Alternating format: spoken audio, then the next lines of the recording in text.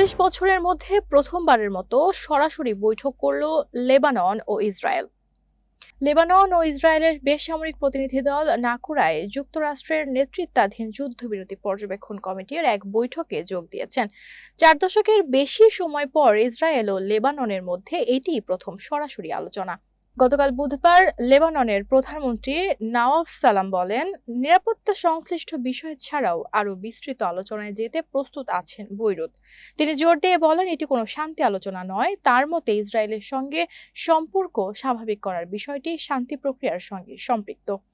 নওয়াফের বক্তব্য অনুসারে লেবাননের দিক থেকে এই আলোচনার লক্ষ্য হল শত্রুতার অবসান, লেবাননের জিম্মিদের মুক্তি নিশ্চিত করা এবং দেশটির ভূখণ্ড থেকে ইসরায়েলি সেনাদের পুরোপুরি প্রত্যাহার।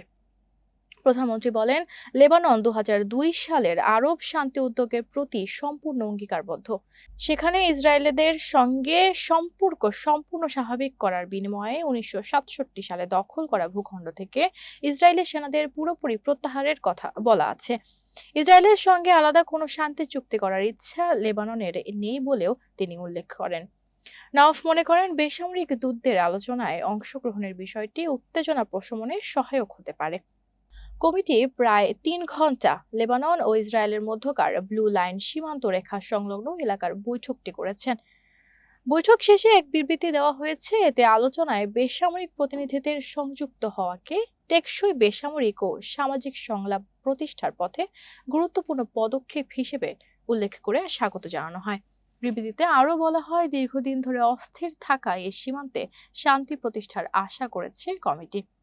২০২৪ সালে ইসরায়েল ও হিজবুল্লাহর মধ্যে হওয়া যুদ্ধবিরতির তদারকির পাশাপাশি কমিটির কাজের পরিধি আরও বিস্তৃত করার জন্য যুক্তরাষ্ট্র কয়েক মাস ধরে দুই পক্ষকে আহ্বান জানিয়ে আসছে। গত মাসে লেবাননের রাজধানীতে ইসরায়েলি বিমান হামলাকে কেন্দ্র করে যখন ক্রমাগত উত্তেজনা বৃদ্ধি পাচ্ছে, তখন এই বৈঠক অনুষ্ঠিত হলো। লেবাননে নিয়মিত বিমান হামলা চালিয়ে যাচ্ছে ইসরায়েল। দেশটি দাবি করে থাকে যে হিজবুল্লাহ সদস্য ও তাদের স্থাপনাকে লক্ষ্য করেই তারা হামলা চালাচ্ছে। যুদ্ধবিরতির পুরোপুরিভাবে সেনা প্রত্যাহারের কথা উল্লেখ থাকলেও লেবাননের দক্ষিণাঞ্চলের ৫টি এলাকায় ইসরায়েলি সেনারা এখনো অবস্থান করেছেন। ইসরায়েল সরকারের মুখপাত্র সস বেদ্রোসিয়ান বুধবার সাংবাদিকদের সঙ্গে এক অনলাইন ব্রিফিংয়ে বৈঠকের ঐতিহাসিক অগ্রগতি বলে উল্লেখ করেছেন। বেদ্রোসিয়ান দাবি করেন, মধ্যপ্রাচ্যের চেহারা বদলে দিতে ইসরায়েলি প্রধানমন্ত্রী নেতানিয়াহুর চলমান প্রচেষ্টার কারণেই ইসরায়েল ও লেবাননের মধ্যে এই সরাসরি বৈঠক সম্ভব হয়েছে। প্রধানমন্ত্রী যেমনটা বলেছেন যে আমাদের প্রতিবেশীদের সঙ্গে শান্তি স্থাপনের জন্য বিশেষ সুযোগ এখন তৈরি হয়েছে।